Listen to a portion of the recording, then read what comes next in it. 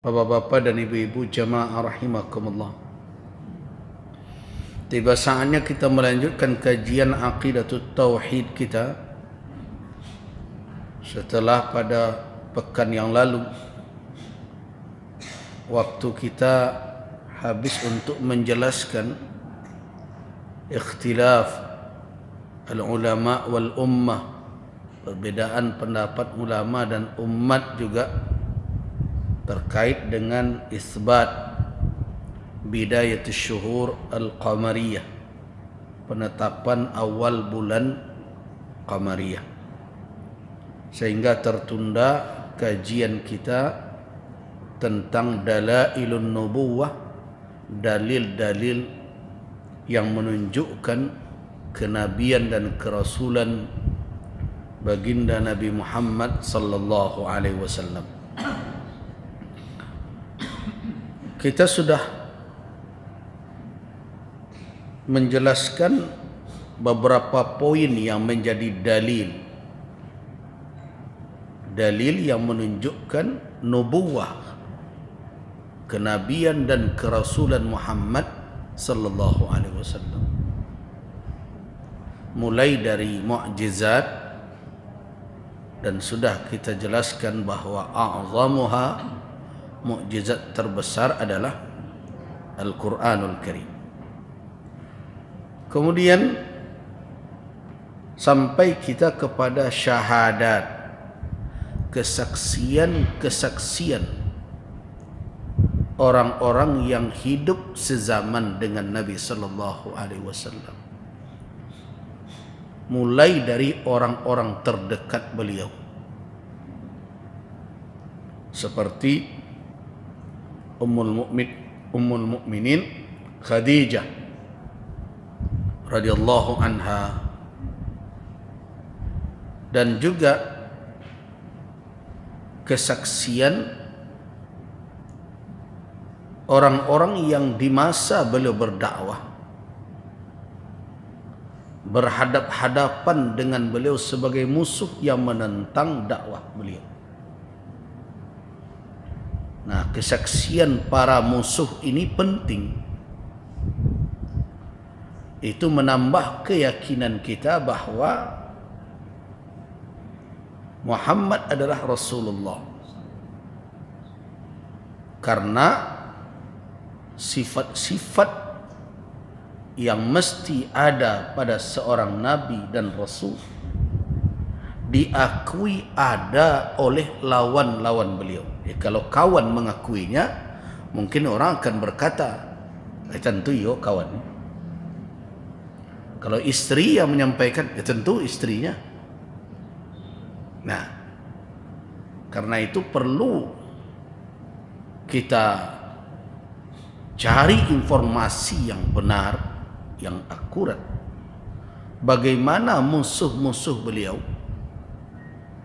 memandang seorang Muhammad. Apakah dari pernyataan-pernyataan para musuh-musuh itu muncul pengakuan bahwa memang pada diri Nabi ada sifat-sifat kenabian. Nah, ini yang akan kita bahas. Yang akan kita bicarakan pada pagi ini adalah syahadatu Quraisyin lahu bil amanati was-sidqi. Kesaksian kaum Quraisy bahwa Muhammad memiliki apa? Al-amanah was-sidq. Berarti sifat amanah, sifat as-sidq, jujur dan amanah ada pada diri seorang Muhammad dalam kesaksian kaum Quraisy, yang mayoritas mereka tentu ketika awal zuhur, awal kemunculan Rasulullah sallallahu alaihi wasallam mendakwahkan risalah Islamiyah, mayoritas Quraisy ini adalah menjadi apa? Penentang. Tidak hanya muncul dari orang lain, bahkan muncul dari keluarga beliau sendiri. Siapa yang tidak kenal Abu Lahab? Populer sampai hari ini. Tapi populer dalam catatan buruk. Celaan kepada Abu Lahab abadi sampai hari kiamat. Tabbat yada Abi Lahabil wa tab. Siapa Abu Lahab? Paman beliau. Manusia yang di saat Muhammad lahir adalah orang yang sangat senang. Bahkan dia merdekakan budaknya karena kebahagiaannya menyambut kehadiran putra saudaranya yang telah meninggal, Abdullah. Tapi ternyata sayang itu berbalik menjadi kebencian setelah Rasul mengumandangkan dakwah. Ia menjadi berada dalam barisan yang sangat memusuhi Nabi. Apalagi di belakangnya atau di sampingnya ada wanita yang senantiasa menghasutnya, istri Abu Lahab. Wa imra'atuhu hammalatal hatab. Jadi kalau ada orang mengungkapkan di belakang laki-laki hebat, ada wanita yang hebat pula. Kalau dibawakan ke Abu Lahab, di samping laki-laki jahat ada bapak niang saya ibu.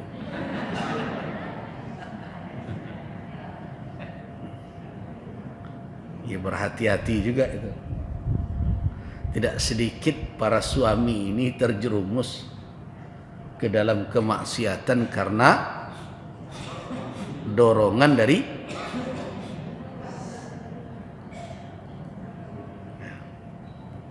tidak sedikit. Nah, sekarang kita bicarakan tentang syahadatu Quraisy, kesaksian orang-orang Quraisy. Peristiwa itu terjadi ketika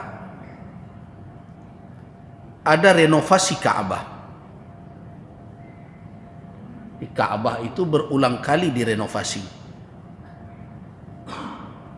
Jadi kalau ada pula orang yang membawa cerita kalau Ka'bah itu runtuh, kiamat datang. Ka'bah itu sudah berulang kali runtuh tuh, tidak kiamat juga. Jadi kapan kiamat itu?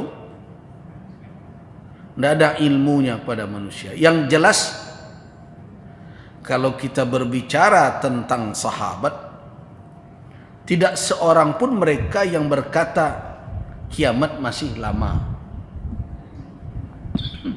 Tidak ada mereka yang berkata begitu. Bahkan mereka semuanya kalau berbicara kiamat seolah-olah mereka akan berjumpa dalam kehidupan mereka kiamat itu.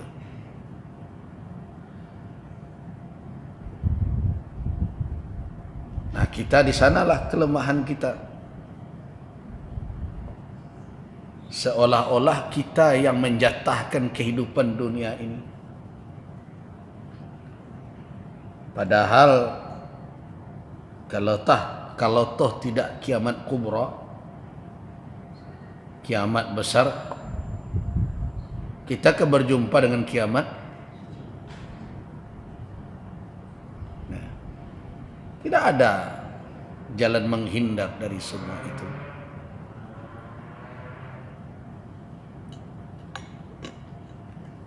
Jadi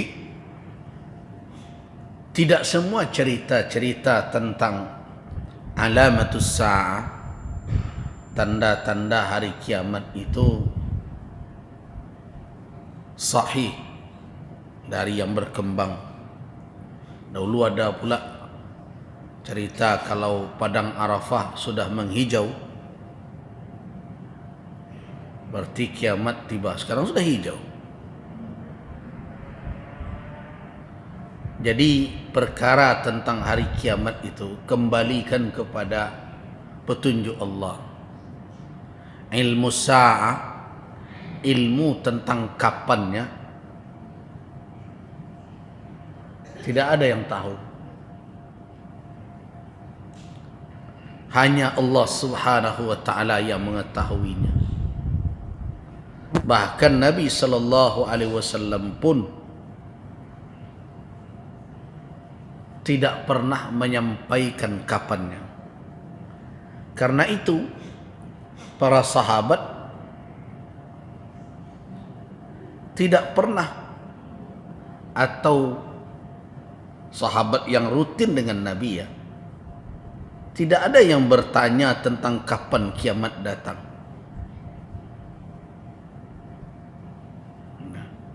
Tidak ada. Terus kalau ada dalam hadis bertanya, riwayat, ya Rasulullah, mata sa'ah, kapan kiamat tiba? Itu bukan sahabat yang rutin bersama Nabi, itu biasanya A'rabi, orang Arab Badui datang bertanya. Sahabat mendengar, karena mereka sudah tahu bahwa Nabi tidak akan menjawab kapan. Pertanyaan-pertanyaan seperti itu dijawab oleh Nabi dengan bahasa dakwah. Fama a'adatta laha. Kalau kiamat itu tiba, apa yang kau siapkan untuknya?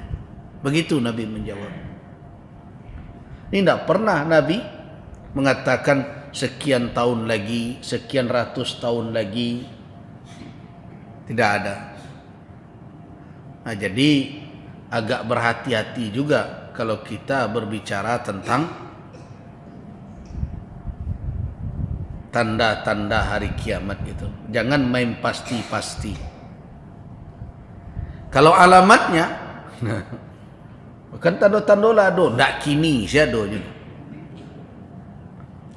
Semenjak Nabi diutus, itu sudah dekat itu kiamat itu. Kenapa? Karena Nabi mengatakan bu'istu was-sa'a, bu'istu was-sa'a, aku diutus was-sa'a, dan hari kiamat tiba itu kehatain. Bagaikan dua jemari ini saja jaraknya itu. Bu'istu was-sa'a, aku diutus, dan datangnya hari kiamat kehatain. Bagaikan dua. Kan dekat kan? Tidak jauh jaraknya. Cuma berapakah jarak tahunnya, Allahu a'lam. Nah, sebab Allah Subhanahu wa taala telah menutup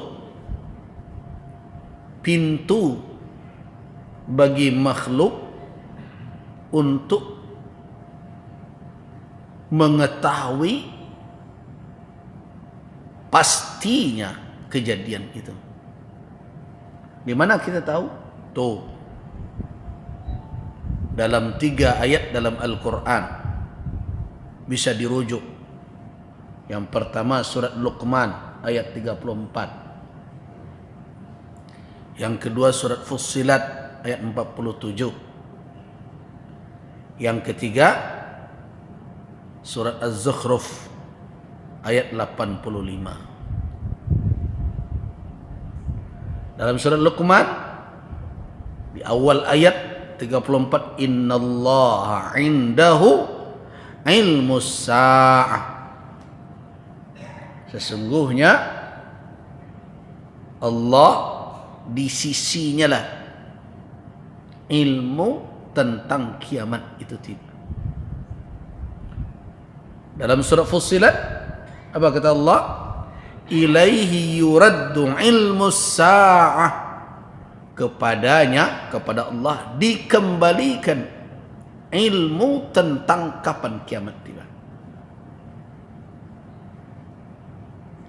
Dalam Az-Zukhruf Wa tabarakalladzi lahu mulkus samawati wal ardi wa ma bainahuma wa indahu ilmus sa'ah. Ya.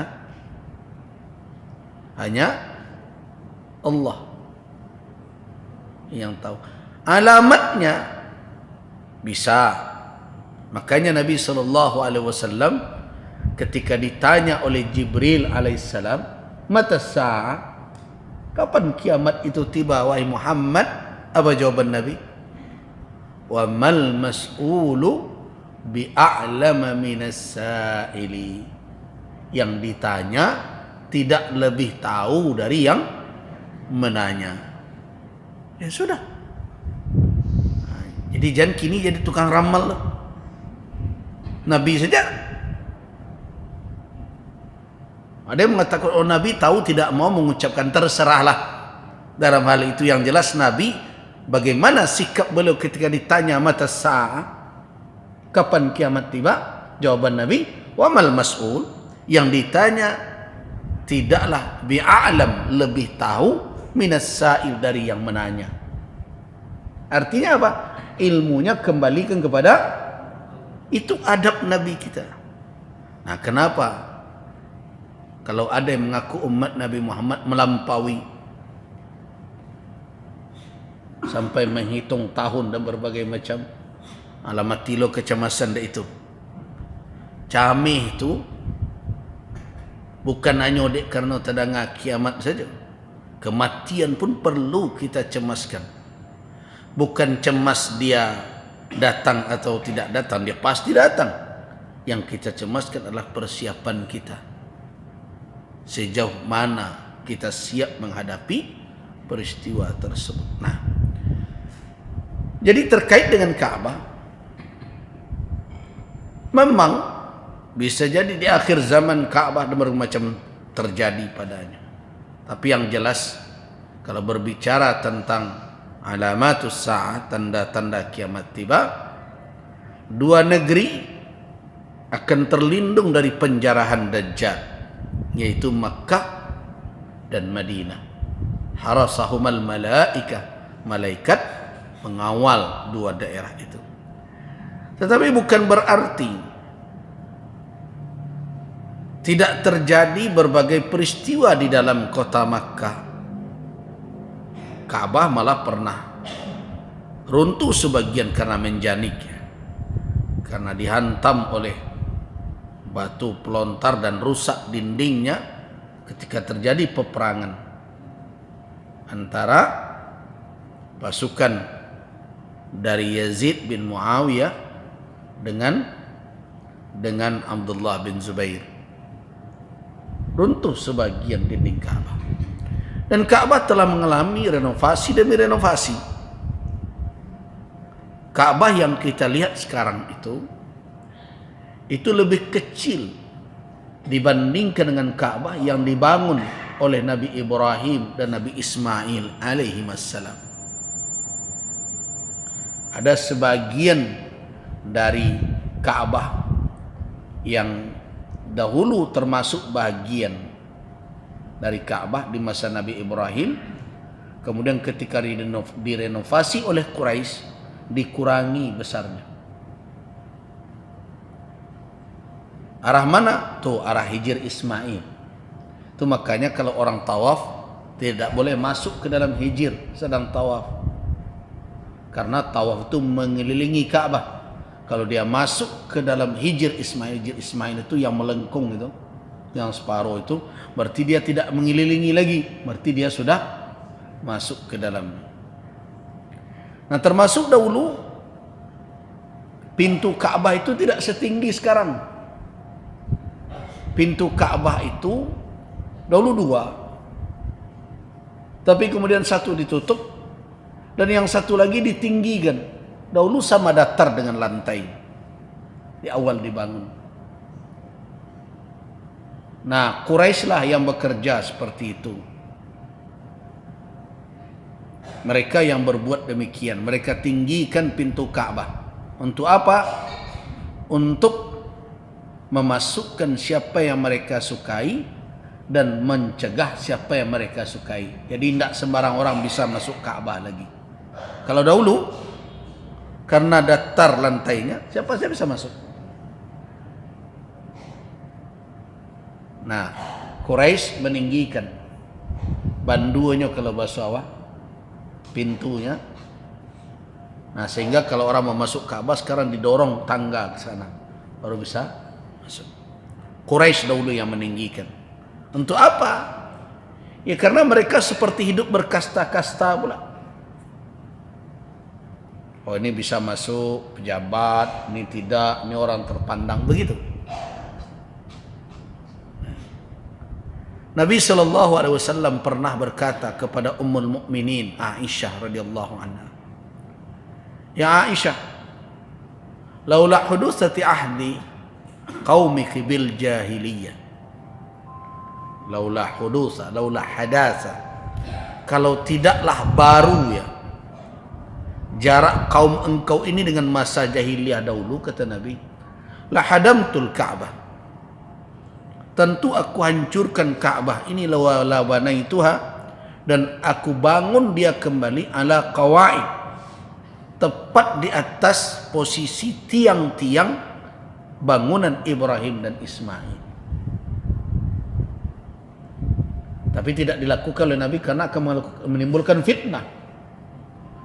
Karena yang disembah oleh kaum muslimin bukan Ka'bah.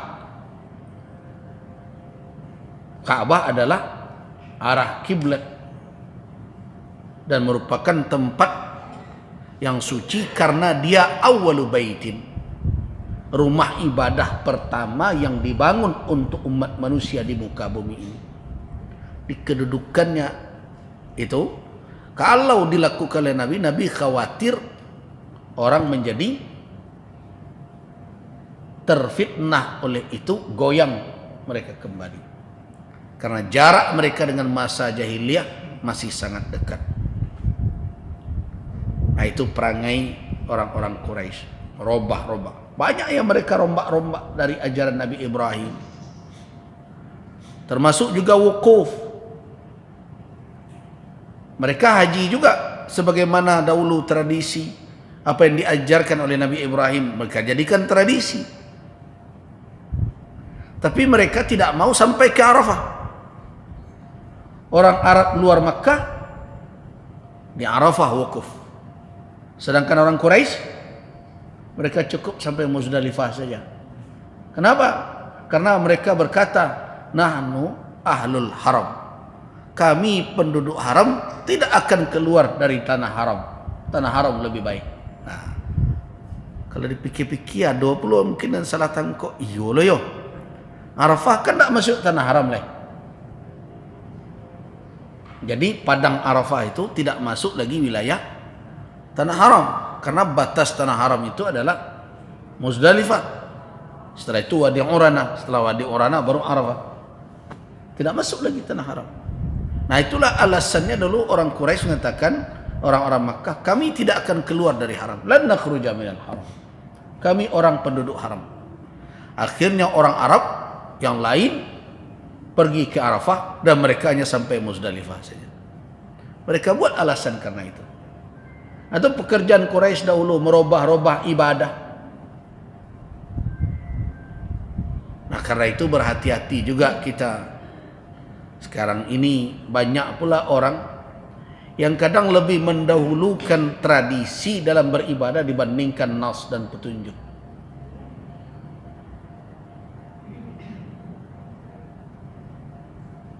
Sama dengan ketika saya mengingatkan, sudahlah berhentilah memberikan upah kepada tukang sembelih sapi korban. Tidak usah berkilah-kilah, gotong royong lah namanya. Digeser namanya menjadi hadiah kah, berbagai macam. Coba analisa dengan benar. Ketika dia diberi dengan alasan dia pekerja, apa namanya itu? Mau diistilahkan apapun, oh itu kan sahabat, saya berhadiah kepadanya. Coba tanya kepada orang berhadiah, bara orang sahabat apa? 20 bakok dan surang kau saya dibagi. Ya nyo karajo.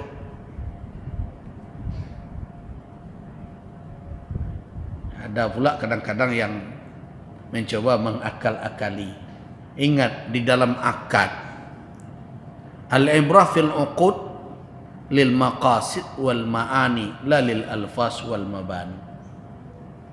Yang dipandang dalam akad itu adalah maksud, makna, bukan kalimat-kalimat yang dibuat-buat orang. Karena itu, kalau ada orang melakukan riba dengan alasan simpan pinjam, ya tetap riba. Walaupun dia pakai istilah ikutkan simpan pinjamnya kok. Tapi ditetapkan ada keuntungan pasti. Orang yang mengelola keuangan terserah mau rugi mau beruntung, yang penting saya nerima 10, saya pinjamkan kembali 15. Oh, ikut tak riba ke apa ke? Ikut melapin sasa orang. Terserah lah.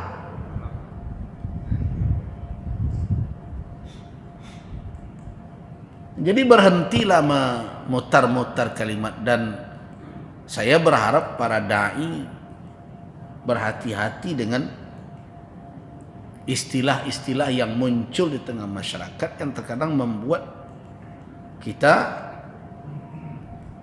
keliru di dalam memahami tasawur deskripsi suatu masalah. Jadi kalau diberi alasan, itu kan pemberian saja, hadiah. Ya pertanyaannya, bagaimana kok hadiah? Apa itu hadiah? Ini seorang ahli fikih harus begitu cara berfikir. Oh, hadiah, tempatkan sesuatu itu sesuai dengan mafhumnya. Kenapa diberi hadiah? Hadiah itu muncul dari apa? Hadiah itu bukan sebagai imbalan dari jasa. Hadiah itu muncul karena ikatan mahabbah, mawaddah, tanpa mengharapkan sesuatu. Nah sekarang kalau ditanya, itu kan hadiah untuk kawan ya. Abar orang kawan awak nak ke rumah awak. Ya lah imu ale orang. Mana kok surang go bagi ya? Ya kan inyo nak satu kerajo, kok satu kerajo. Ah kini dek karena bakawan atau dek kerajo.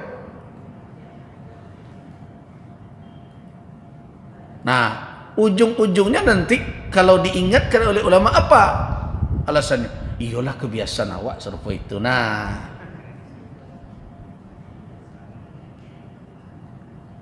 memperhadapkan tradisi lagi dengan sunnah Nabi. Sebagai muslim patut tidak kita mengabaikan larangan Rasul hanya demi kebiasaan kita. Nanti cerita hukumnya. Coba tanya hati kita. Patut tidak Rasulullah melarang? Kan larangan dari Nabi. Wa amarani, kata Ali bin Abi Thalib radhiyallahu anhu, Nabi memerintahkanku alla u'tiya, untuk jangan memberikan. Berarti adalah larangan. Jadi jangan terulang lagi perangai orang-orang Quraisy ini mencoba merombak-rombak ibadah. Banyak yang mereka rombak ibadah haji, tawaf, sampai mereka kepada tradisi tawaf dalam keadaan tidak berkain. Karena tidak pantas pakaian ini dipakai, karena sudah bergelimang dengan dosa. Lepas semua.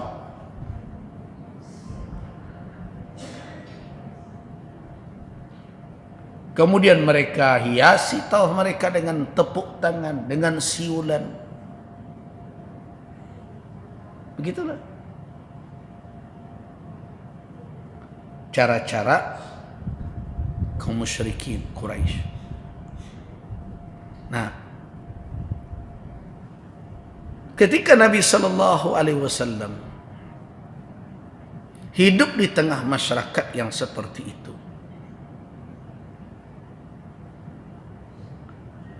Sudah terlihat pada diri Nabi alamat, tanda-tanda bahwa beliau akan diutus oleh Allah Subhanahu wa taala. Alamat dari calon nabi itu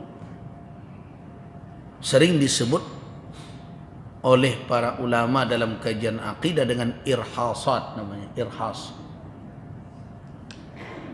Apa itu irhas? Itu hal-hal yang luar biasa yang terlihat pada calon nabi. Ya, seperti Nabi Isa alaihissalam berbicara di dalam ayunan ketika masih kecil, itu irhas.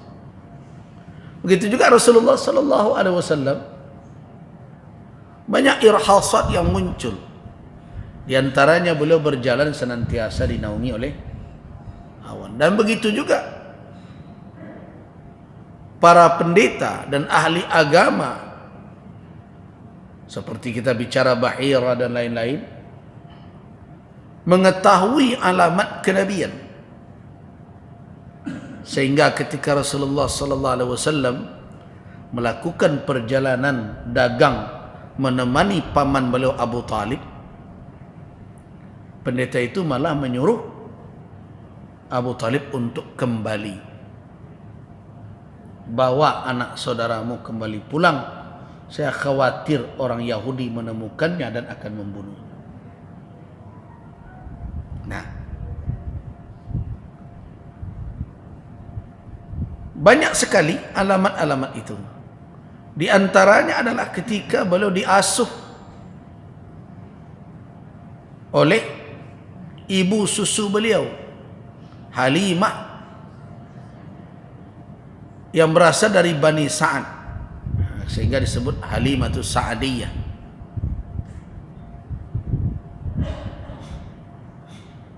Berbagai peristiwa ia saksikan. Air susunya yang berlebih, kehidupannya yang semula dikhawatirkan anak yatim ini akan menjadi beban, ternyata malah sebalik. Sampai berbagai peristiwa yang semua itu sudah sering bapak-bapak dan ibu-ibu dengar dalam sejarah kehidupan Nabi. Itulah irhasa. Itulah tanda-tanda kenabian sebelum beliau diutus menjadi Rasul. Tapi ada hal lain yang perlu menjadi renungan, yaitu adalah al-amanah was-sidq. Di dalam kajian akidah, kita meyakini ada 4 sifat wajib ada pada Nabi. Apa itu? As-sidqu, siddiq ya. Seorang Nabi itu mesti siddiq. Siddiq apa maknanya? Senantiasa benar, berpantang berdusta. Mustahil. Yang kedua, amanah. Yang ketiga, ada fatanah. Yang keempat, tabligh. Nah, yang akan kita bicarakan adalah hal yang 4 ini. Kalau perkara tentang kejadian luar biasa yang tampak terlihat, itu sudah banyak yang kita ketahui. Tapi tentang as-siddiq, as-sidq wal amanah, inilah yang menjadi catatan kita dari kesaksian kaum Quraisy. Ketika mereka merenovasi Ka'bah, tibalah pada proses peletakan Hajar Aswad. Hajar Aswad itu adalah batu yang dimuliakan juga oleh kalangan Quraisy. Ini adalah di antara warisan yang masih mereka terima dari Nabi Ibrahim dan Nabi Ismail. Bukan disembah,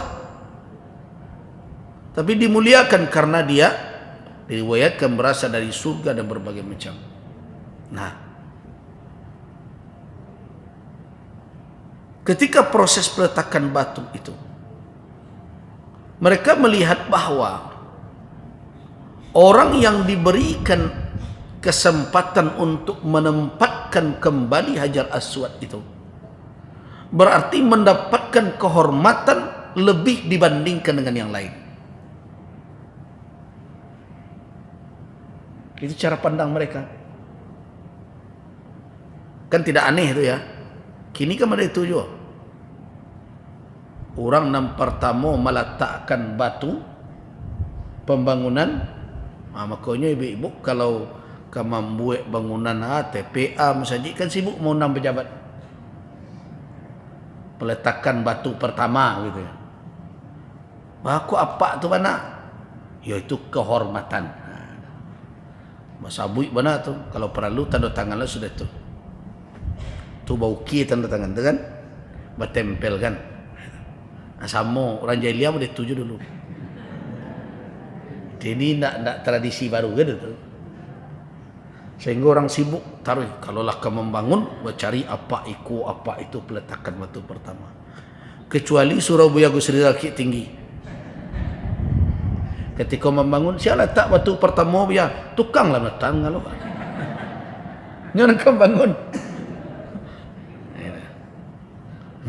Waktu itu pengurus tanya, siapa letak batu pertama ya? Tukang. Sudah lubang letak dah situ. Ketika mulai dipakai, siapa meresmian? Awak sama-sama masuk dalam tu solat situ. Jadi, amba rasa perlu awak tidak usah terlalu berlebihan dalam hal itu. So, kalau berlebih-lebih, kau terlambuang-lambuang mana pejabat kau lupanya jawab. Ya sebiasa salah. Nak membangun awak letak salah. Saya dulu ketika jadi ketua MUI di Kabupaten Solo sering mengingatkan para pejabat kalau keturun ke daerah, tidak usahlah kabar-kaban pulau ke bawah tu. Awak tu turun kan ingin tahu tentang kondisi umat masyarakat. Kau hendak bagi tahu dulu. Lebih orang sekampung.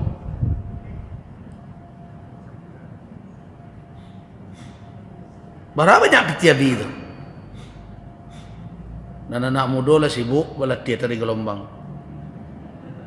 Nah, dan ibu-ibu lah sibuk cari baju baru. Tak ada salang ke kawan sebelah. Menyambut apa mah? Nah, ketika apa aku turun rancak, ada nampak dia. Masyarakatnya rancak-rancak, gagah-gagah, rapi-rapi, walaupun bersalang.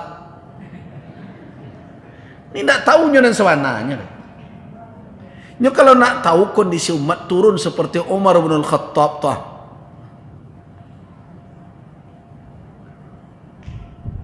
Umar bin Al-Khattab tak ada berceritanya ke orang.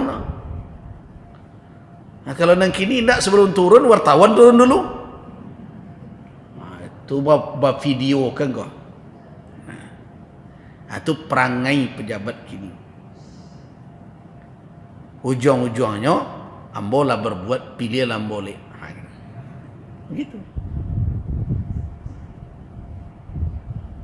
Kalau Umar tidak mengendap-endap dengarnya, oh ada wanita yang sekian lama tadanganya berdendang-dendang pedusi, bantu lah rindu je udahnya.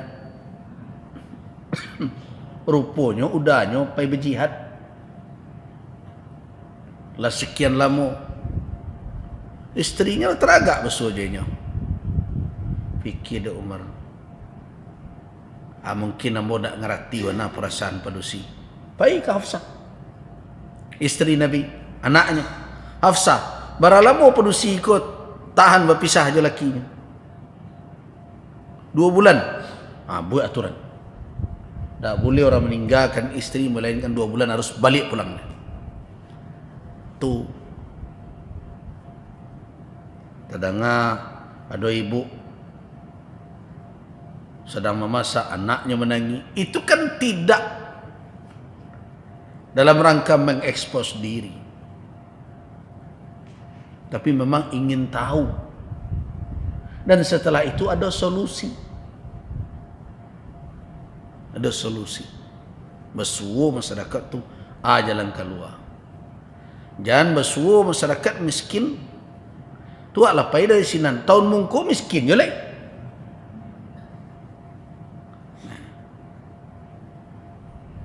Jadi hal-hal seperti itu semestinya seremonial seperti itu tidak usah terlalu berlebihan.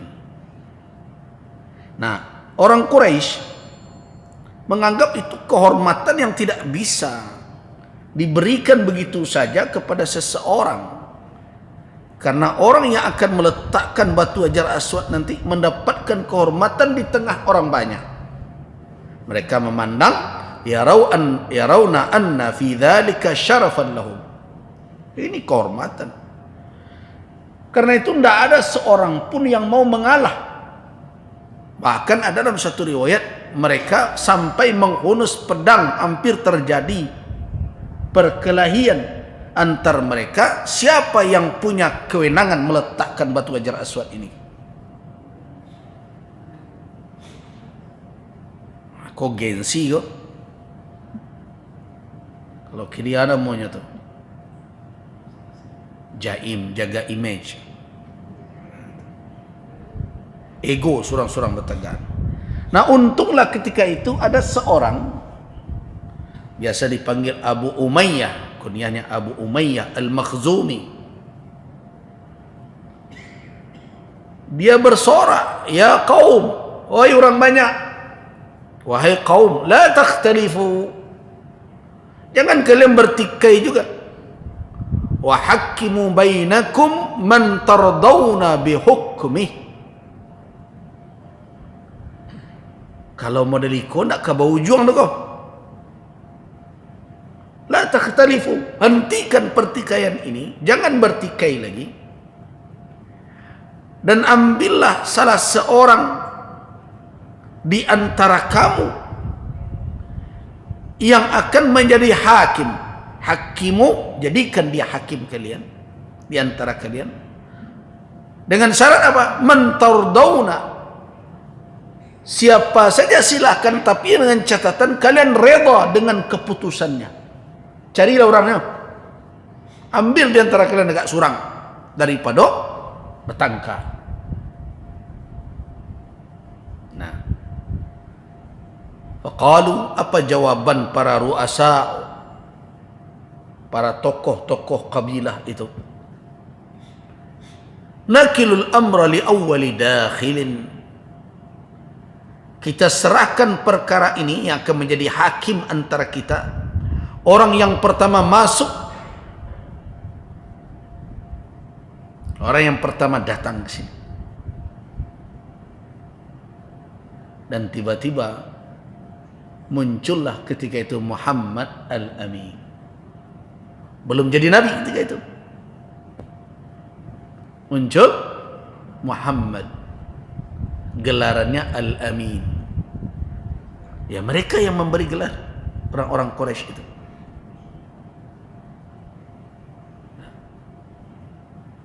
Kemudian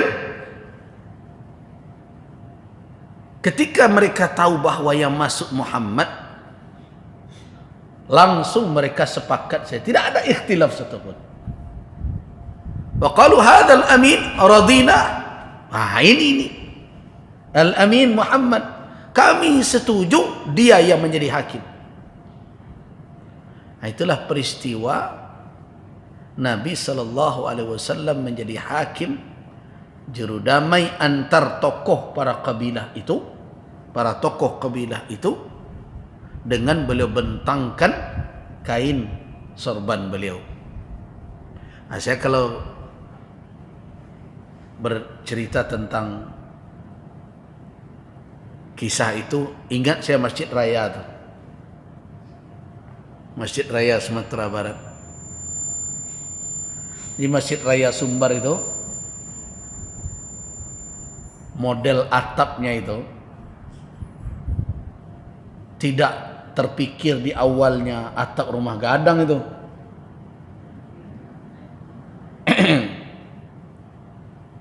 Karena awal desainnya itu tidak melengkung begini, tapi agak tinggi mendatar, sehingga mirip kapal. Awalnya, coba lihat gambar awalnya. Lengkung itu ada sejarah sendiri itu. Cuma kadang orang tidak mau menyebut sejarah, nanti berperan pula Majelis Ulama Sumatera Barat, itu masalahnya. Sejarahnya adalah, jadi waktu itu kan yang jadi wapres Pak Yusuf Kala ya, jadi gubernur Pak Gamawan. Ide itu muncul, ide masjid raya supaya bapak dan ibu tahu. Mudah-mudahan jadi catatan bagi anak cucu kita. Cerita yang saya ketahui ini. Ada dua latar belakang. Latar belakang pertama, banyak tamu-tamu negara, bahkan presiden ke Sumatera Barat. Tidak ada masjid yang representatif, yang layak untuk dijadikan sebagai tempat Jumat singgah. Walaupun kita waktu itu baru saja, belum selesai waktu itu, merenovasi Masjid Nurul Iman. Masjid Nurul Iman itu direnovasi dan kantor MUI diruntuhkan di ujung sana. MUI dulu sudah punya kantor, walaupun tentu tidak besar. Ada 2 lantai, di bawah Basnas, di atas MUI.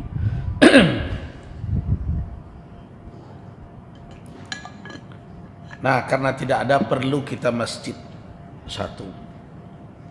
Yang kedua, sepanjang jalan protokol, jalan utama ibu kota provinsi yang terus kita sebut falsafah adatnya adalah adat Besan Isyarat, tidak ada masjid. Tidak ada masjid. Kalau tidak percaya Bapak dan Ibu-ibu, jalan dari Alang Laweh sampai ke Khatib Sulaiman. Singkirkan Masjid Raya dan kemudian ke Masjid nan Ibu Kota Telkom, namanya Tetahirin, Amos ini. Nah, kecil itu kan sudah direnovasi juga. Tidak ada masjid yang menyimbolkan, yang menunjukkan bahwa negeri ini ber-ABSSBK itu. Sedangkan rumah ibadah agama lain, saudara-saudara kita yang berbeda, ada 2 menjulang tinggi. Jadi ada ketidakberimbangan. Nah, akhirnya dipindahkanlah sekolah pertanian situ ke Sungai Bangik ya, ke apa? Nah, buat menturun itu, Lubuk Menturun, dan dibangun. Nah, ketika bangunan itu mulai dirancang, itu rancangannya pakai polling SMS. Di samping dewan penilai. Nah, ketika dewan itu MUI masuk. MUI waktu itu diwakili oleh Ketua Umum Bapak Buya Profesor Dr. Nasrun Harun. Saya ketua bidang fatwa waktu itu. Pilihan MUI sebenarnya bukan masjid itu, tapi tetap yang ada kubahnya dahulu. Nah, tapi dalam polling SMS ini menang. Kenapa? Karena orang membaca uraian makna di balik bangunan itu. Nah, salah satu yaitu bahwa masjid itu merupakan simbol dari apa? Kebersamaan dan persatuan yang ditampilkan dari kisah apa? Kisah Nabi membentangkan serbannya dan meletakkan Hajar Aswad di tengah serban, dan disuruh kepala-kepala suku mengangkat setiap sudutnya. Itulah 4 itu. Masjid Raya itu. Jadi ketika itu bentuknya begini, datar. Sehingga pernah ada cemoohan waktu itu dari anggota dewan waktu itu. Ini seperti kapal Bugis ya. Nah, jadi cemooh, kebetulan ada, mungkin tidak tahu politik berbagai macam, Allahu a'lam. Ini sudah serba Bugis ini. Orang Semando Bugi, dapat nikah waktu itu. Nah, kemudian lapek Bugi. Ken Saruang Bugi. Tiba Saji udah kapal Bugi gitu ya. Nah, jadi tidak enak terdengar begitu, masa ya. Akhirnya dibawalah sidang rapat di gubernuran itu, sebelum bernama Istana, sekarang sudah Istana namanya ya. Dulu gubernuran. Nah, rapat kita di sana. Nah, disitulah ya saya yang diutus oleh MUI. Dalam rapat itu hadir Pak Sadiq Pasadigu, nggak salah Pak Fauzi Bahar juga hadir waktu itu. Nah, kita bicarakan. Di samping juga ada pembicaraan tentang Istana Bahasa. Nah, Istana Bahasa waktu itu juga harus dibangun kembali. Nah, disitulah saya katakan tidak semua demokrasi ala Barat itu cocok. Dalam perkara ini, inilah jadinya. Akhirnya jawaban Pak Gubernur waktu itu beliau bilang, sudahlah Ustaz, iko kalah terjadi. Kini solusi dicari. Baik, solusinya supaya jangan diributkan lagi, dimirip-miripkan dengan itu dan itu, tambah sajalah lengkungnya. Jadikan dia seperti atap rumah gadang Minangkabau, itu ditambah lengkungnya. Nah, semenjak itu ya, seluruh ornamen masjid itu sebelum dilanjutkan oleh kontraktor bangunannya, dibawa dulu ke kantor MUI, dilihat dulu oleh komisi fatwa, berulang kali kami itu ditandatangani, diparaf, baru kemudian dilanjutkan, karena Pak Gamawan nggak ingin lagi ada hal-hal ekses kemudian. Tapi ketika bangunan itu sudah selesai atasnya dan kepemimpinan berganti, MUI tidak dilibatkan lagi. Sampailah muncul kasus pembangunan teralis, pembuatan teralis masjid itu, yang akhirnya muncul gambar bintang David yang heboh-heboh itu. Makanya ketika itu saya tidak mau lagi bertanggung jawab. Semenjak itu tidak ada lagi ke MUI. Kalau MUI dahulu berperesubana, lain tidak ada mirip dengan simbol agama lain, tidak ada mirip dengan makhluk hidup berbagai macam, karena termasuk juga yang di atas itu karena harus memakai ornamen-ornamen Minangkabau, di awak ada pucuk rabuang berbagai macam, itu dikaji. Nah, itu sedikit Masjid Raya itu. Alhamdulillah sekarang, walaupun tadi saya baru rapat tentang komplek Masjid Raya juga, katanya kantor MUI akan dibangunkan di dalam Masjid Raya. Saya mengatakan ya silahkan, tapi berjelas-jelaslah. Kalau ia akan dibangun, pajaleh mana? Dibangun enggak? So kami lah punya tanah belum? Di bypass wakaf dari keluarga dari Pak Herman Nawas almarhum. Dan gambarnya juga sudah kami coba mendesainnya. Tapi kalau betul itu akan dibangun, ya perjelas. Jangan, nah ini desain kami ada 4 lantai juga.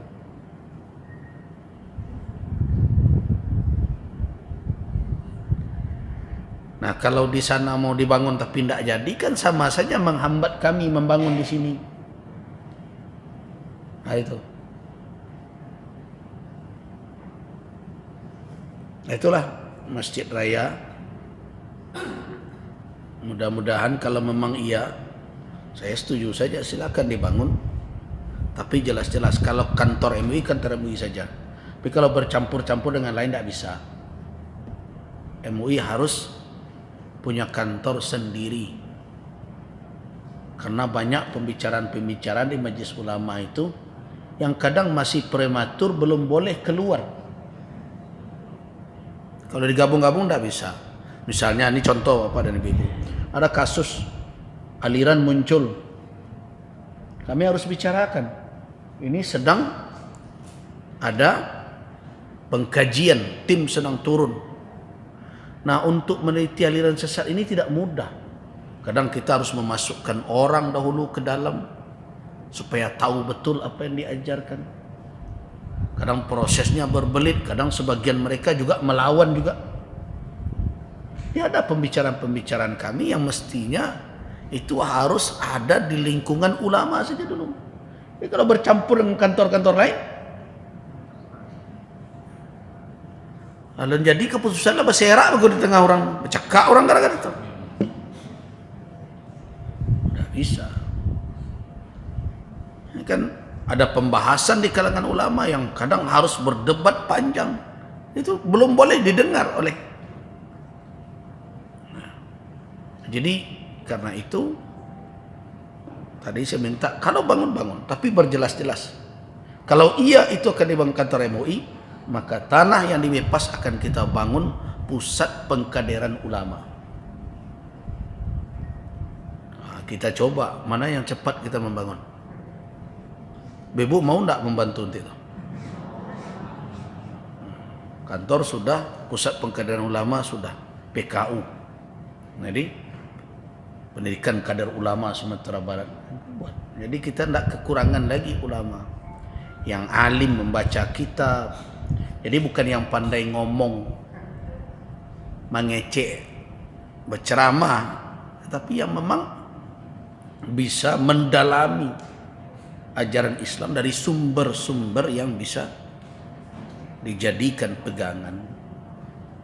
Jadi kalau dia ngaji tafsir, bisa dia merujuk ke tafsir-tafsir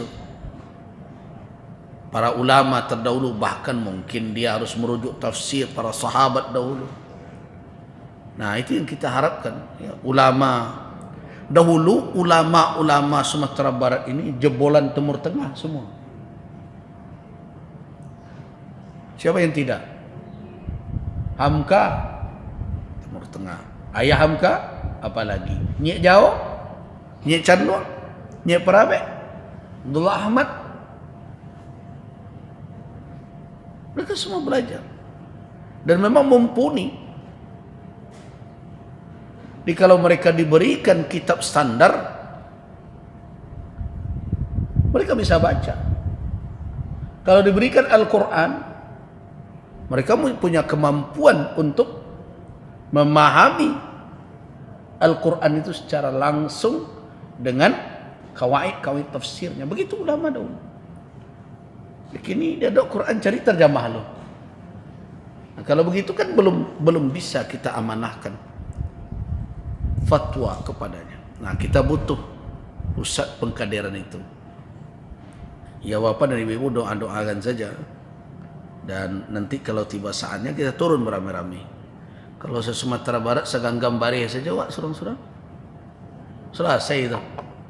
Masa uang 10 miliar nggak bisa kita kumpulkan? Saya yakin bisa. Nah, cuma harus berjelas-jelas. Di situ kantor, di sini pusat pendidikan. Kader ulama PKU. Nah, itu yang kurang.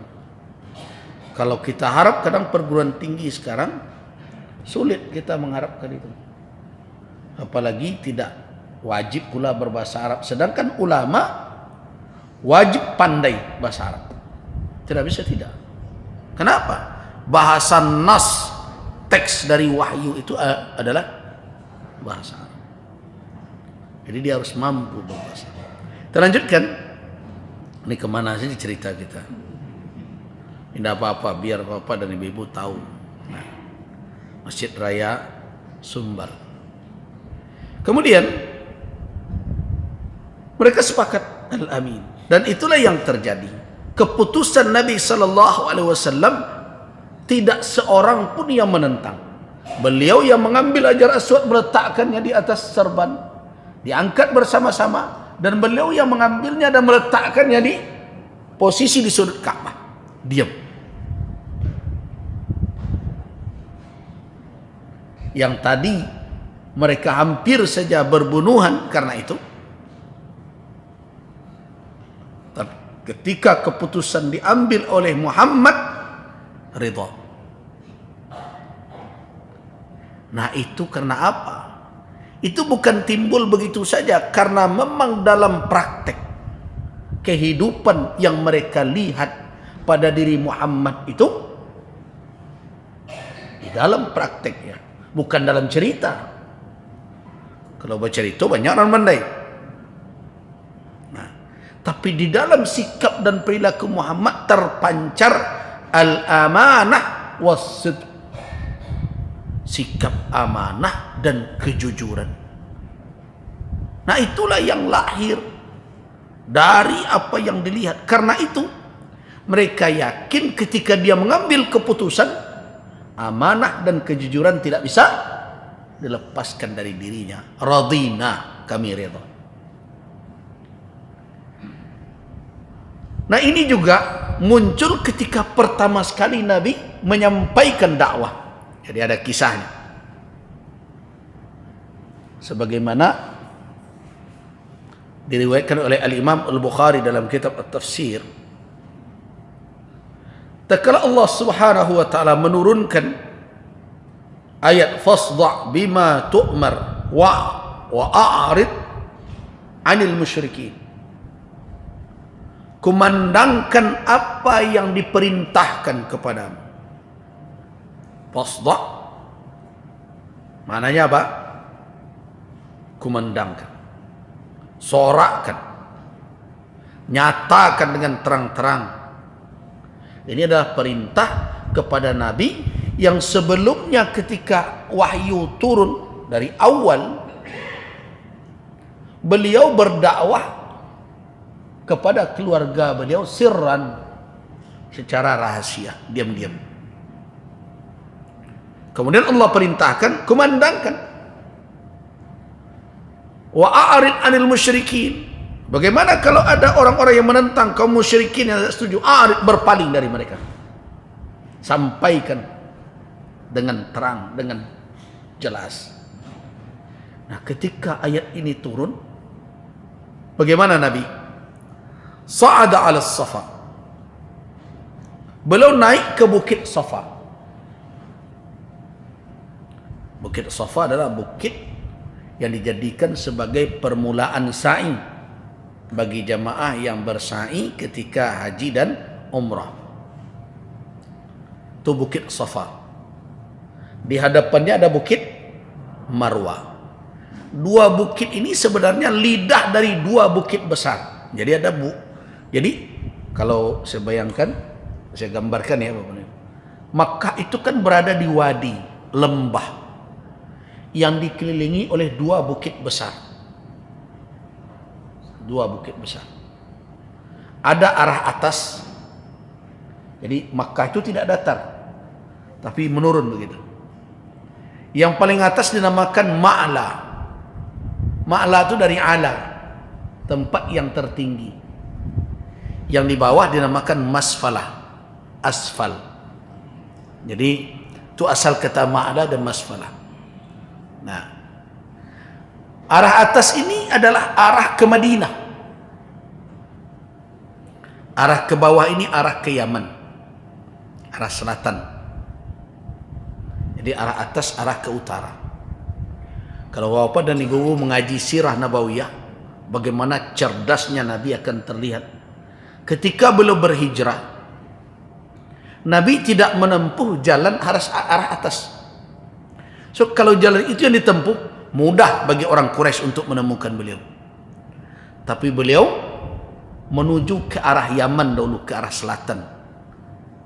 Nah, itu makanya beliau bermalam 3 malam di Gua Thur. Itu arah bawah ya. Arah selatan. Nah, kemudian baru beliau memutar nanti atas petunjuk dari Abdullah bin Uraiqat, seorang musyrik ya, yang disewa untuk penunjuk jalan dengan janji dia tidak akan membukakan rahasia perjalanan Nabi. Dialah yang membawa Nabi menuju ke arah Madinah melalui jalan pinggir laut, yang akhirnya tetap tercium juga nanti oleh Suraqah. Jadi hijrah itu bukan tiba-tiba. Hijrah itu punya persiapan, punya strategi yang matang. Jadi kalau ada orang mau berhasil sekarang ini, hanya menunggu mukjizat saja katanya ya. Nah, menunggu pertolongan saja, tidak mau berusaha, orang seperti itu adalah Orang tidak mengerti kehidupan dunia.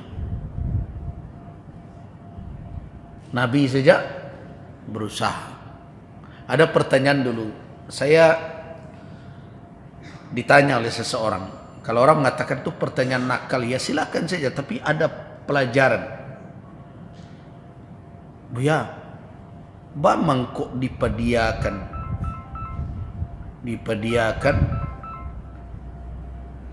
de Allah, nabinya susah payah menambah hijrah itu. Maka tidak didatang, saya burak. Tiba burak. Nah iyalah Nabi Abu Bakar sudah tabang, selesai tiba Madinah. Kupana kok serumik, kupana di kapung, menyediakan untuk, pai menyuruh ke Tebuki, turun di Kaja pula,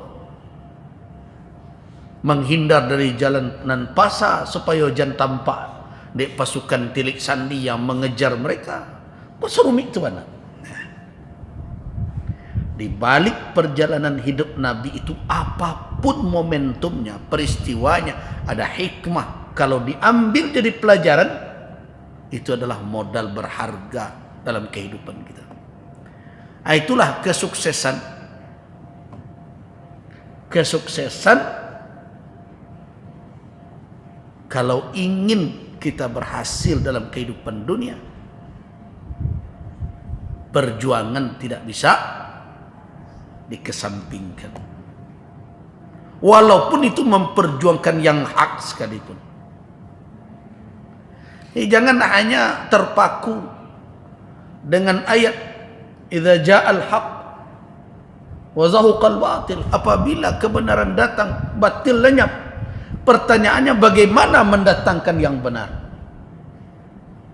Bagaimana memperjuangkan yang benar agar cahaya kebatilan itu padam?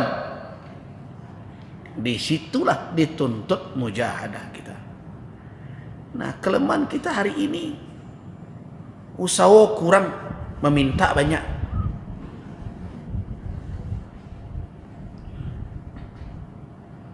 Ya, ada ungkapan ahli hikmah, orang yang minta suruh go, tidak nama beribadah, itu salah satu dosa tu.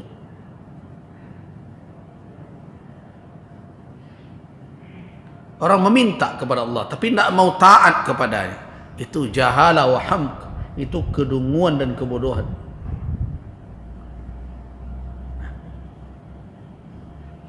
Jadi perjuangan itu perlu. Jadi Makkah dikelilingi oleh dua bukit besar. Bukit yang kalau kita menghadap arah ke Madinah, arah utara, bukit yang sebelah kanan dinamakan dengan Abu Qubais namanya, sehingga disebut Jabal Abi Qubais. Nah, diriwayatkan di atas itu dahulu Nabi membelah bulan. Tapi kini janda kira kilo bukit itu, tangkuk dia polisi. Waktu istana raja datanya. Nah, sebelah kiri namanya Bukit Qu'ai-Qu'an. Nah, Qu'ai-Qu'an. Nah, dua bukit itulah yang disebut dengan Al-Akhshaban. Dua bukit besar Makkah. Itulah yang ditawarkan dahulu oleh malaikat yang diberikan oleh Allah Subhanahu wa taala kewenangan menguasai gunung dan bukit, menawarkan kepada Nabi ketika Nabi kembali dari Taif. Ingat, di saat Nabi sedang luka-luka, tiba-tiba beliau merasa ada yang menaungi. Ternyata Jibril datang. Bersama Jibril ada malaikat lain lagi mengucapkan salam. Setelah mengucapkan salam, apa kata malaikat? Ya Muhammad, Allah memerintahkan saya sekarang untuk mematuhi perintahmu. Kalau engkau ingin, aku akan angkat Al-Akhshabain. Nah, itu Al-Akhshabain. Dua bukit besar itu aku timpahkan ke orang Makkah tu. Tapi Nabi Tidak mau. Aku tidak diutus membawa azab. Aku diutus membawa rahmat. Bahkan beliau berdoa, Allahumma akhrij min aslabihim, ya Allah keluarkanlah dari sulbi mereka itu man ya'budunak, orang-orang yang akan menyembah engkau dan tidak mempersekutukan engkau sedikit pun. Kau indah apanya kebaiman anaknya mudah-mudahan lah itu. Begitu sayangnya Nabi. Nah, itu Al-Akhshaban itu. Nah, ujung dari Bukit Qu'ayqu'an, ujung dari Bukit Qu'ayqu'an itu adalah Bukit Marwah. Ujung dari Bukit Abu Qubais, Bukit Safa. Nah, di Batamu tu lidahnya, tapi dia panjang ke situ, ada bau juang seketik. Batamu dua tu. Antara Bukit Safa dengan Marwah itu dahulu ada dataran lembah. Dataran tu kini dipagadang orang, bukit itulah diruntuannya. Kaki bukit masing-masing tu kini nan diagih pilar hijau. Antara itu ada lampu neon berwarna hijau di atas. Dia dulu orang bertanya, kalau berlari sewak dari bukit ke bawah ya, tak itu Nabi dulu. Nabi cuma berlari ketika di dataran lembah. Falamman sabbat qadamahu batnal wadi, ketika kedua kakinya menyentuh permukaan lembah, saat beliau bersaing. Kini yola datang sampai ke ujung, tinggal di ujung seketik saya. Jadi bolos sprint 100 meter, 200 meter ke situ. Itu beribadah. Jadi ibadah itu harus komitmen dengan petunjuk Nabi. Tak bisa awak berfikir rancak enggak capek berlari kencang sewak. Boleh nak cok lari pagi 10 kilo kan? Tidak begitu. Ini ibadah. Nah, kembali kita ke cerita ini. Beliau naik ke Bukit Safa. Nah, ketika beliau telah naik, waja'ala yunadi, beliau menyeru butuna Quraisyin, perut-perut kabilah Quraisy, sabuk sadonya. Ya Bani Abdul Muttalib, ya Bani ini. Diimbaunya dari Nabi sadonya. Karena patuhnya mereka kepada Nabi. Ini Al-Amin yang manggil. Semuanya hadir, tokoh-tokoh itu. Bahkan faja'ala ar-rajul idza lam yastati' an yakhruja, kalau ada yang tidak bisa keluar dari rumah karena ada sesuatu, arsala rasulan, dia utus utusan wakilnya, liyanzur al-khabar, untuk memperhatikan berita apa yang disampaikan Muhammad. Begitu patuhnya. Padahal beliau bukan kepala suku.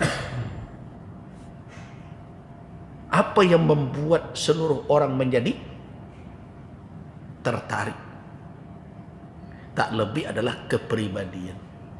Nah, kepribadian yang tidak ada cacat itulah kepribadian seorang Nabi. Nah, ketika semua sudah berkumpul, Nabi berkata, ara'aitum law akhbartukum anna khailan takhruju min safa hadzal jabal hakuntum musaddiqiyya. Nah, hai orang banyak, seandainya aku beritahukan kepada kalian bahwa ada kuda yang keluar dari dinding bukit itu, muncul dia, apakah kalian akan mempercayai saya, akan membenarkan cerita saya itu? Apa jawaban mereka semua? Qalu, nah, mereka menjawab, ma jarrabna alaika kadhiba. Hai Muhammad, belum pernah selama ini kami berpengalaman dengan engkau berdusta. Itu kesaksian. Salamo, kalau bahasa orang awak, salamo hidung di tampuango. Lunado kami mencuba engkau berduto le Muhammad. Artinya, picayo wana kami. Baku itu, selama kulunado le pengalaman sekecala majarrabna. Tidak ada sedikit pun selama ini kami coba kami alami dengan engkau kadziba, engkau berdusta. Nah, tapi ketika mereka diberikan peringatan, fa inni nadhirul lakum baina yadayya adzabun syadid. Nah, ketika yang disampaikan itu dakwah, sesungguhnya aku memberi peringatan kepada kamu sekalian. Di hadapan saya ada azab yang dahsyat kalau kalian tidak patuh. Nah, di situ baru mulai penolakan. Kenapa? Bukan karena dusta dan tidak dustanya Muhammad. Banyak dari pertimbangan mereka itu apa? Dunia dan kedudukan mereka. Mereka tidak bisa menolak Muhammad dari sisi kebenaran ajaran yang dibawanya. Nah, ini bukan sekali ini. Nanti ada dialog antar mereka. Dalam riwayat malah yang paling keras ketika itu menolak siapa? Abu Lahab, Abu Jahal. Alihada jama'tana, apakah untuk ini engkau kumpulkan kami? Kenapa? Karena Abu Lahab sudah mengalami, telah mendengarkan itu di dalam majelis Bani Hashim dan Bani Muttalib. Jadi kan Rasulullah sebelum bercerita dengan orang banyak mengumpulkan keluarganya dahulu. Wa anzir ashiratakal aqrabin. Nah. Dari peristiwa itu, walaupun ujungnya orang-orang Quraisy menolak, tapi bisakah mereka mengatakan bahwa Muhammad berdusta? Tidak. Kesaksian mereka telah lahir. Ma jarrabna alaika kadhiba, selama ini tidak pernah kami berpengalaman dengan engkau ada suatu kejadian yang telah terjadi antara kami dengan engkau berdusta Muhammad. Artinya ini adalah syahadah, kesaksian bahwa Muhammad adalah siddiqan aminan. Nah, siapa yang punya sifat seperti itu? Kejujurannya tidak ada cacat sedikit pun, amanah tidak ada rusak sedikit pun. Ya inilah. Nah, dan itulah yang lahir dari sifat Nabi semenjak beliau lahir sampai akhir hayat beliau. Tidak ada kebohongan, tidak ada pengkhianatan, tidak ada disembunyikan oleh Nabi apa yang menjadi tugas beliau untuk menyampaikan. Itu makanya ketika di Arafah, yang merupakan pelaksanaan ibadah haji satu-satunya yang beliau lakukan dalam Islam. Riwayat yang sahih, Nabi hanya berhaji sekali, 4 kali melakukan umrah. Nah, dan beliau berkhutbah di hari Arafah. Kalau kita ingat-ingat kemarin di Saudi Arabia kan khutbah pas pula hari Arafah, pas hari Jumat. Nah, itu bertepatan dengan hari dahulu Nabi wukuf pula, karena wukuf Nabi itu hari Jumat. Dia ada suatu ayat Bapak dan Ibu-ibu, ayat di dalam surah Al-Maidah. Al-Maidah ayat 3, di ujung ayat itu al-yauma akmaltu lakum dinakum. Nah, orang Yahudi datang kepada Umar bin Al-Khattab. Apa kata orang Yahudi? Amirul Mukminin, inna fi kitabikum, sesungguhnya dalam kitab kamu sekalian, la ayatan, ada satu ayat, la unzilat alaina ma'sar al-yahud, kalau seandainya ayat itu diturunkan kepada kami orang Yahudi, lattakhadna al-yawma alladhi nuzilat fi, kami jadikan hari turunnya ayat itu idan, sebagai hari raya. Kata Umar bin Al-Khattab radhiyallahu anhu, ayat yang mana dibaca oleh Yahudi, hafal oleh mereka, al-yawma akmaltu lakum dinakum.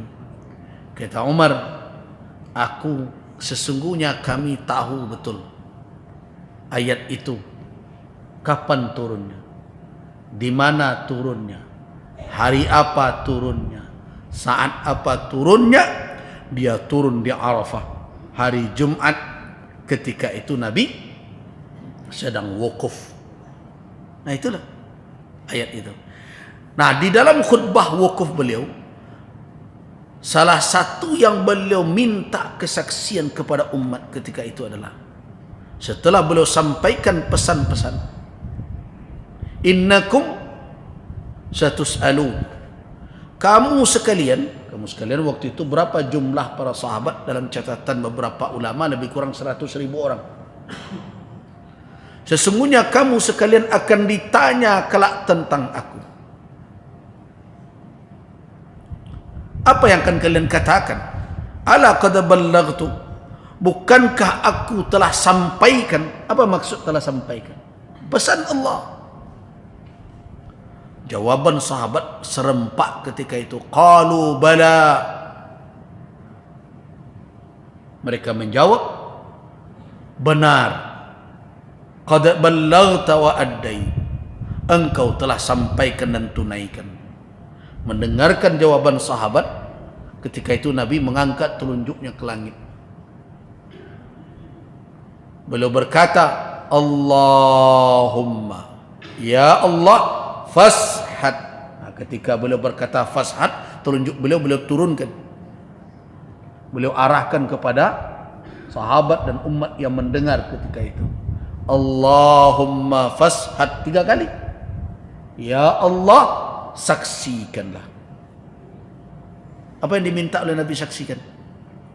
Saksikan jawaban umat bahwa beliau tidak ada menyembunyikan pun sedikit pun, melalaikan tugas yang telah diamanahkan ke pundak beliau. Allahumma fashad. Jadi kalau ada umat kini tidak tahu siapa salah, tidak Nabi bisa disalahkan. Nabi lah selesai menyampaikan tugas, dan salah bisa ulama kini tidak maksimal atau awak. Nah, itu namanya tuh awak nanda nama. Akinilah mau sampean pulau. Ajan lalai jo beraja lai. Tambahlah ilmu. Akan sampai ke bapak dan ibu kan? Pesan nambo. Barajalah tarikh, tambah ilmu, luangkan waktu. Ya bapak dan ibu. Nah, tu Allahumma fashad. Yang salah lambo su. Mula mengingatkan. Nah, pesan itulah yang turun temurun itu. Apa kata Nabi setelah beliau menyampaikan itu? Falyuballigh syahidul ghaiba. Yang hadir di padang Arafah kata Nabi, sampaikan ke orang yang tidak hadir.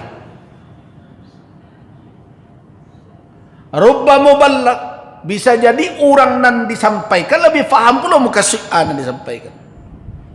Jadi itu degenerasi ke generasi. Falyuballigh syahidul ghaib. Ulama ke ulama, ulama ke ulama, generasi sampai sekarang disampaikan tentang riba, tentang rumah tangga. Ada 10 poin khutbah Nabi ketika itu. Kalau kita coba membuat pointernya,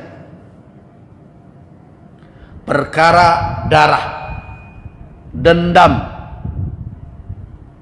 perkara riba, perkara rumah tangga, perkara istiqamah di atas iman, jangan kembali kufur.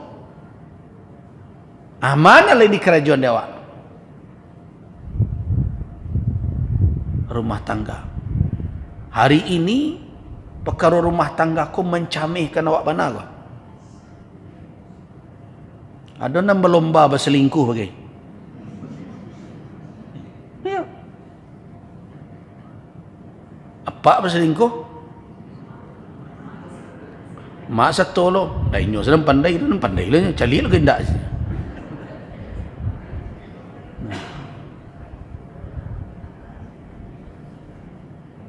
Lihatlah sekarang apa yang terjadi. Ini Sumatera Barat kondisinya darurat sebenarnya. Perkara rumah tangga ini. Jangan dianggap enteng itu. Data-data tingginya tingkat perceraian. Tak usah lo bangga jadi juara cerai itu. Di Sumbernya sebanyak orang antri untuk nikah, sebanyak itulah antri untuk cerai. Membuat malu. Menganggap enteng saja kalimat nikah itu. Padahal di dalam Al-Quran, akad yang disebut oleh Allah mitsaqan ghaliza 3 saja. 1 adalah janji para nabi untuk menyampaikan pesan Allah. 2 janji orang Yahudi tidak akan melanggar di hari Sabtu. 3 akad pernikahan. Kalau Nabi tidak ada melanggar janji. Nabi Rasul. Orang Yahudi dilanggarnya janji, jadiannya jadi karo. Kalau awak melanggar janji jadi asuh. Jadi jangan dipandang enteng. Nikah tapi sayang masyarakat tidak mendengarkan ulama, melainkan sampai batas sah selesai itu. Tak percaya tanya ke Pak KUA sampai bila ustaz dipakai orang, sampai sah ni perangai jemaah. Kadang nak mengaji rutin situ je lagi. Kalau urusan ke nikah, tak nanti hari pagi dah bantu kerja abik subuh.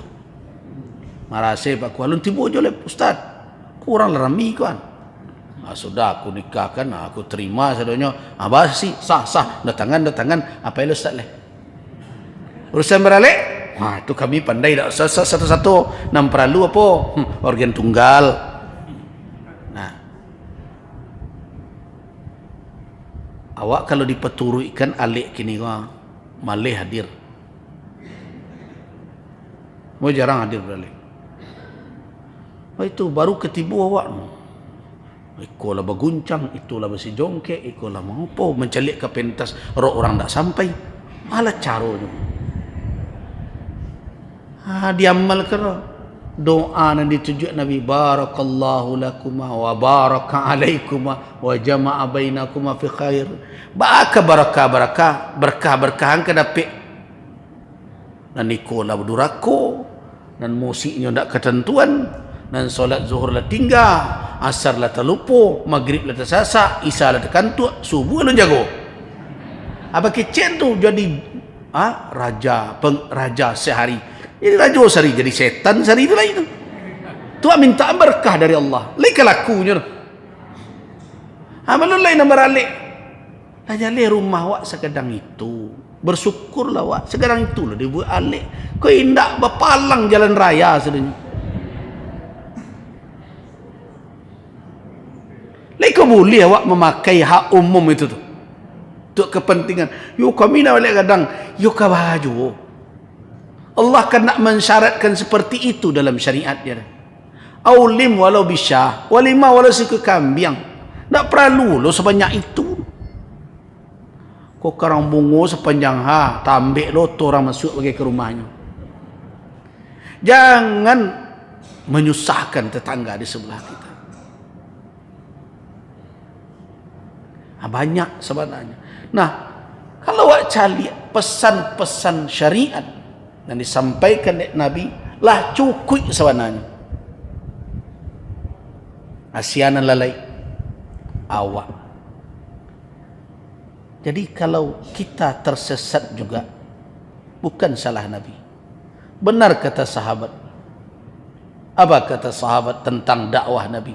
Tarakana alal mahajjatil bayda lailiha kanahariha la yaziku an hali.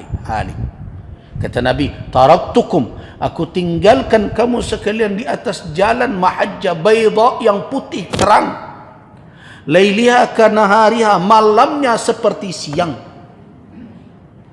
Ndak ada galoknya do. Tarang jalan dan ditampuh wah. Kok kata linci juga, kok kasasek juga, la yazighu anha illa halik, tidak akan tersesat dari jalan dan satarang itu melainkan orang dan binaso sejolingnya. Artinya apa?